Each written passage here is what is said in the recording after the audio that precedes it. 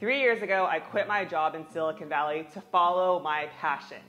I built a career over 10 years. I worked at Google, earned my MBA, and then grew early stage startups as a growth marketer. And I left that life to pursue entrepreneurship and go after what I love, storytelling and content creation. Making that decision to quit my job and also discovering what my purpose is did not come overnight. And in this video, I'm going to talk about the story of how I found my purpose and how I had the courage to go after what I love. I'm going to be doing this while I do an unboxing video. I ordered some items from Banana Republic outlet, and I'm going to tell you the story of my career path and how I found my passion while I unbox this. As context, I ordered a lot of clothes, and I'm probably going to return some of it, but I really don't like shopping. I just had to order some clothes. Okay, anyway, so to start, let's bring it back to my childhood days of what did I like doing as a kid? Because before I was here, who made me the person I am? All right, so we have a very plain shirt like this. What do you think? I'm trying to get more neutral clothing. This is very professional. Okay, but anyway, how I found my purpose. As a child, I loved writing letters and journaling. That was what I loved to do. I would spend all my time doing that. I've journal written since I was a kid, so I've always documented my life, and I found a lot of joy in that. And I found a lot of joy in letter writing and creating content, or creating letters and being able to connect with someone through that. So that's what I always loved doing as a kid. I was also somewhat adventurous. I liked gymnastics. I did a lot of cartwheels as a kid. Okay, so but growing up, I really didn't know what I wanted to be, but I knew I liked helping people. So through high school and even college, wasn't really sure what I wanted to do. And then, this is really interesting.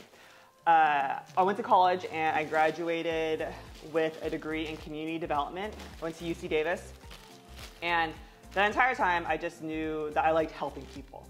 I liked psychology, and I knew what I didn't like. I wasn't the most fond of science and math.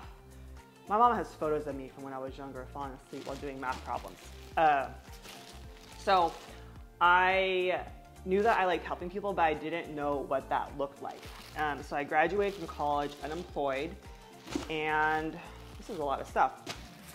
I decided to find a job, and it took some searching after college, but eventually I worked different jobs. I worked as a temp at an temp paralegal at an insurance company. I spent a year in London working abroad as an analyst at a brokerage firm. And then when I came back, by the grace of God, I got a job at Google as a program manager. And I actually talk about how I got a job at Google and why I quit in a previous video. You can go check that one out. So I got this job at Google, and I started there as a contractor or a temp, and then I was converted to full-time. Want to give a shout out to my boss, Charu. I will never forget you, Charu, because you came through for me in my career. I'm extremely thankful for my time at Google, but I felt like a cog in a machine, and I knew that wasn't the life for me. That entire time, I just thought, what am I doing? And it was hard because I knew it was such a desirable position to be in. What did I get here? See, I ordered a lot of stuff late at night at 1 a.m. I got a lot of, look at all these neutrals, man. Okay. I was so thankful to be there, and it's a dream job that most people want, right? Especially early in your career, you're set for life, and it didn't really do it for me, and I wanted to find another path. So I did that. Yeah, I left Google to get my MBA, so I left in a societally conventional way. Actually, let me backtrack this story though. But how I found my purpose. So who I realized who I was called to was when I was in college. I studied abroad in Hong Kong, and before I studied abroad in Hong Kong, I was going through this really hard period where I had body image issues. As a female, sometimes you go through that, and I think when I went to Hong Kong, that could have really been a downward spiral for me because Asian culture tells you that you're never good enough, you're never smart enough, pretty enough, skinny enough, or anything. But it was in stepping outside my comfort zone that I discovered who I was. I lived in a floor with local students, and a lot of them started opening up and sharing their life with me. And I'm not a typical Chinese person or Asian person in terms of my mannerisms. I'm more straightforward. So I realized then like who I was called to, because a lot of these people, a lot of my friends, they're going to be very successful in life. We were at the top university in Hong Kong University. And I saw like how successful they were going to be. And at that point, I knew I was drawn to people or called to people who were largely put together and affluent and had everything in the world's eyes, but they were empty on the inside, because people would open up and share all these stories with me. And I'm super thankful for that. I feel like my life, God has always surrounded me with people who are really well off in the world's eyes, like affluent. Like I worked at Google, right?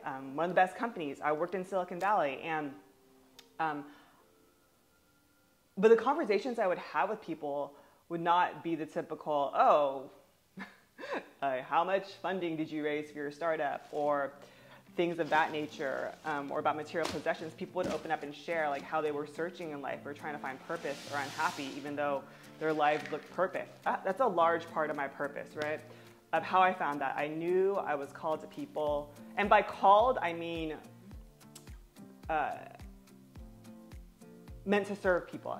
You know, my Christian faith is important to me, and I believe all of us are meant to serve certain people. I'm called to people in metropolitan areas, or people who've had success in the world's eyes, and they look very happy, but feel kind of empty, and you're searching for more. Because I know, honestly, if I did not have my faith, and if I didn't know Christ, that's who I would be. Okay, that was sidetracking. Okay, so I don't know how I'm gonna unbox this and also tell my story. This is harder than it looks. At Google though, that was largely an environment where you can really drink the Kool-Aid. It's a great place, but I knew I was called to the people who work there, but I didn't actually like my role that much. Being a program manager, it's pretty operational and you're herding cats, and I always had this creative side to me. Okay, so look at this, a dress. Oh, this is pretty nice. I'll try this on later, perhaps, at the end of the video. I'm trying to get more business clothes because I wear the same thing all the time, and my mom, Mama Lai, tells me that I need to dress nicer. Let me get a chair, actually, so this stuff doesn't have to be on the ground. But what I plan to do is get this stuff, and then I will return some of it to the Banana Republic outlet. Okay, there's one in Hawaii, in Waikele. I live in Hawaii, by the way. I think most of you know that. Okay, so I was at Google, and then I decided to leave and go to business school. And there I discovered that I love marketing and entrepreneurship. That's what I liked. You know, a lot of my peers went the route of management consulting or investment banking or consumer product goods, CPG. I went to the University of Michigan for business school. And I remember sitting in class and people would be talking about valuation, all these equations. And meanwhile, in the classroom, I would have these stories going through my head of how can I make people laugh? Or what's a funny email that I can send someone? I wrote some people some pretty funny emails revolving dating, but I'm not going to talk about that here. But I realized I was kind of wired differently, because everyone would be thinking in a certain way, and I was just thinking of stories in my head. So, you know, in finding your purpose, realize what you gravitate toward and what comes naturally to you. So I didn't recruit on campus and go the traditional route that many of my peers were going, and because I wanted to try something different, because I had previously worked at Google, so I thought, all right, let me try something new, and I knew the big company wasn't for me. At this point, you're probably wondering, why did you go to business school then? Maybe I'll do a separate video about that. Let me know if you'd be interested in it. What is this? Okay, wow, we're going beige here. This is similar to the black outfit. All right, medium, tall. I am 5'10", by the way. So in business school, I really realized that I like marketing because that was the class I did the best in, and also entrepreneurship. When I was in business school, God kind of confirmed who I'm called to as well, because I remember praying for my classmates at one point with someone else, one of my friends who was also a Christian.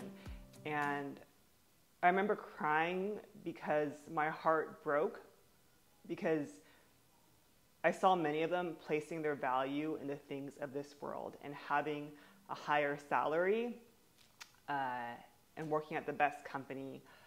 And it's empty. It really is. And I figured that out, and I knew that when I worked at Google, because I had what everyone desired and it didn't fill me up. I think that's when God just reminded me of who I'm called to. And I also remember this moment when I had a classmate, and this was early one morning.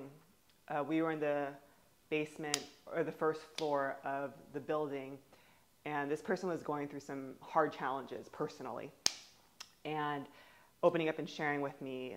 And I just asked this person, hey, can I pray for you? And this person said, oh my gosh, would you really? And then we sat in the first floor and just prayed together. And I started crying. And I had this thought that, I'm tearing up now, but if my purpose was to go to Michigan Business School and survive the snow and everything just so I could pray with this person at that time, that it's worth it. Because that's God's heart for us. God leaves the 99 sheep and goes after the one. So, there's moments like that where I really feel like that I'm just in my purpose, because business school isn't a place where people really open up and share that much. Personally, it's all about what your salary is going to be and, just material things and how much money you're going to make and how successful you're going to be. And people would open up and share these really deep things. So that's kind of who I knew I was called to again. So I knew who I was called to, but I was just like, how am I going to figure out how I'm going to reach them? And what's the skill set I'm going to use, right? I didn't think I would cry in this video. Okay, look at this. So I left business school and I did not have a job.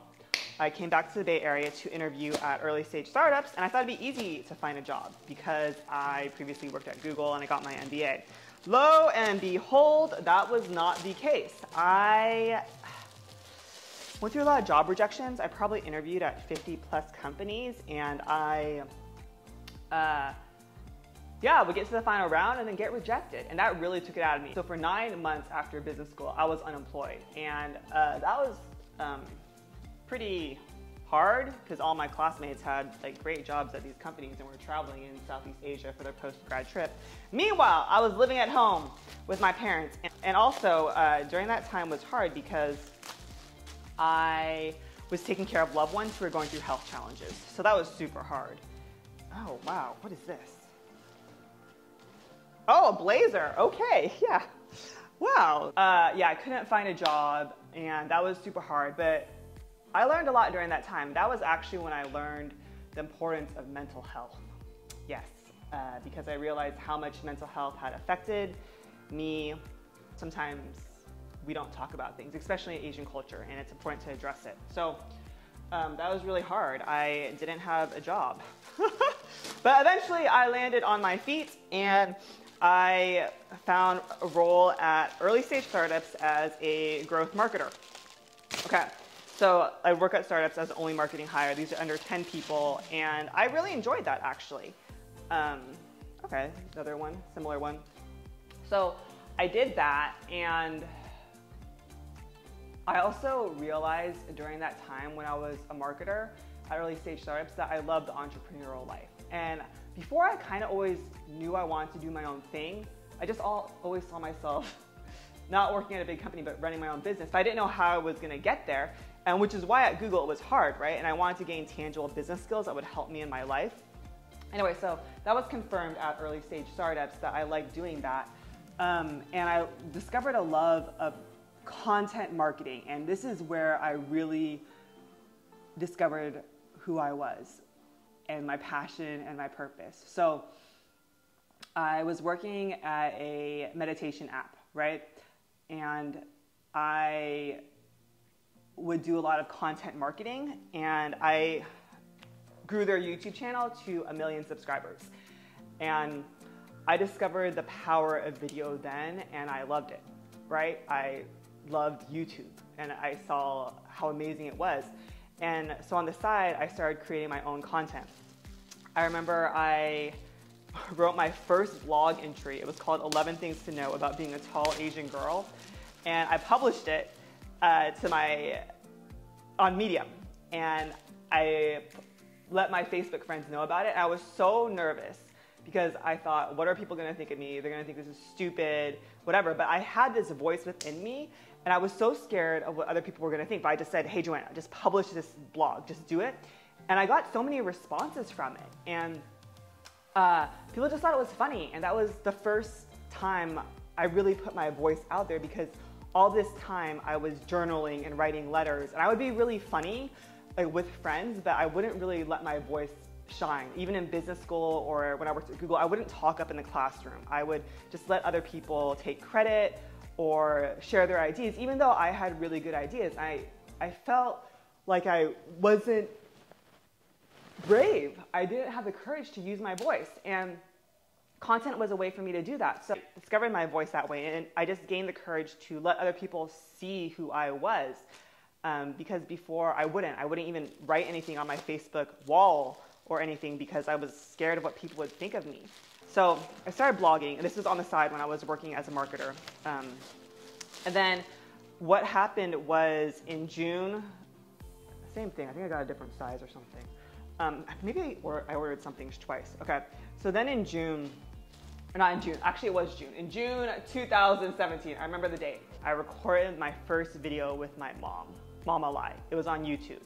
And it wasn't that good, but it was called Meet Mama Lie, and it's still up on my YouTube channel. And I recorded it on my Android phone. It was balancing on a shoebox, and the footage was blurry and grainy, but I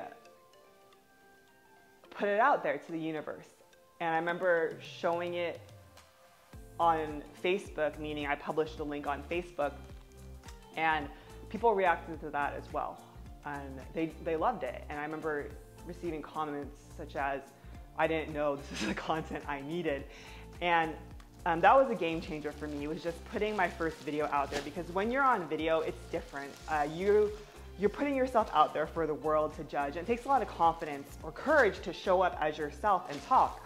So I did that, and that was such a game changer. And I remember I wanted to do this video with my mom because I was too scared to do it by myself, which is why I asked my mom, hey mom, can you do it with me? And because, just plain tank top, she loves me, she was like, okay, sure. So we did that, and after that I continued to create YouTube videos, and they never really took off. They got at most 200, 300 views, but that was when I discovered I loved creating videos. I loved content because I loved how I could tell a story and create something and connect with people through it, and connect with people deeply through it. So even, you know, my mom and I would do videos about lessons we've learned or overcoming hardship, and people would write and share things with us.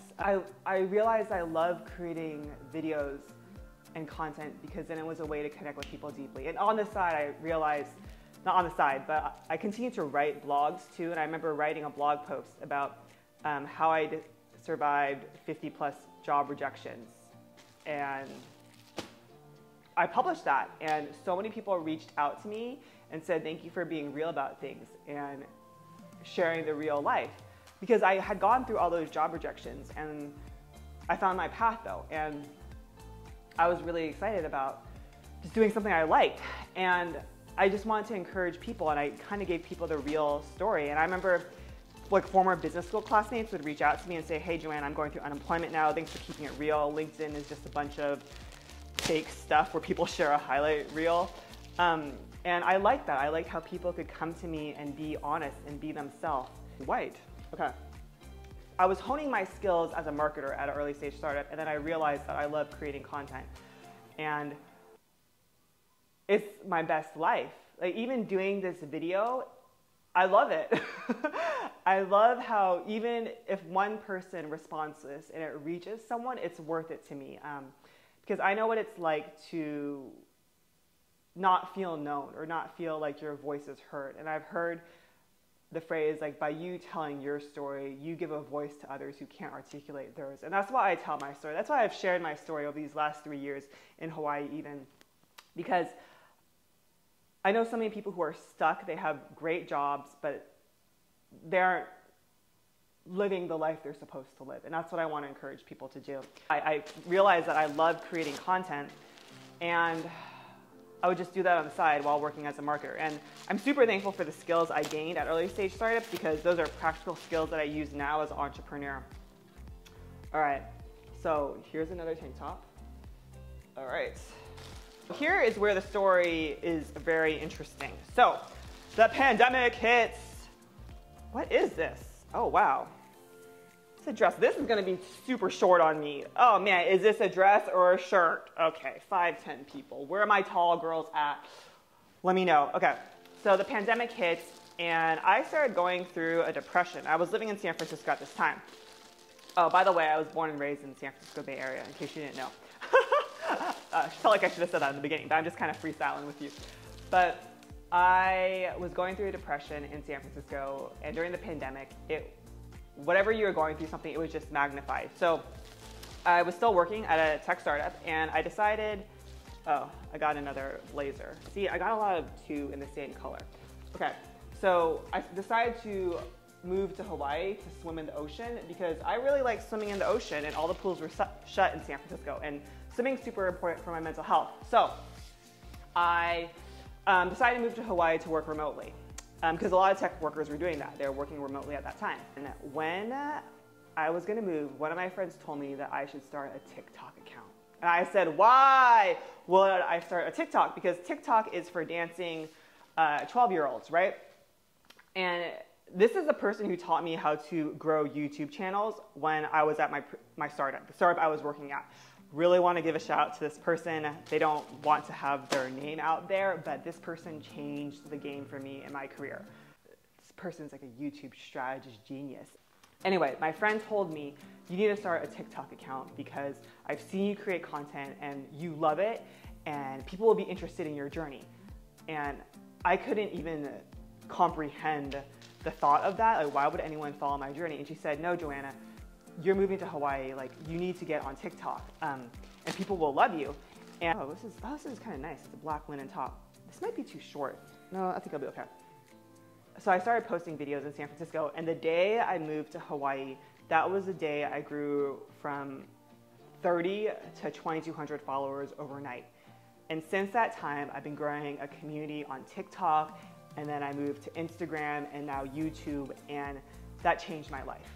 Thank you, YouTuber friend, for that advice.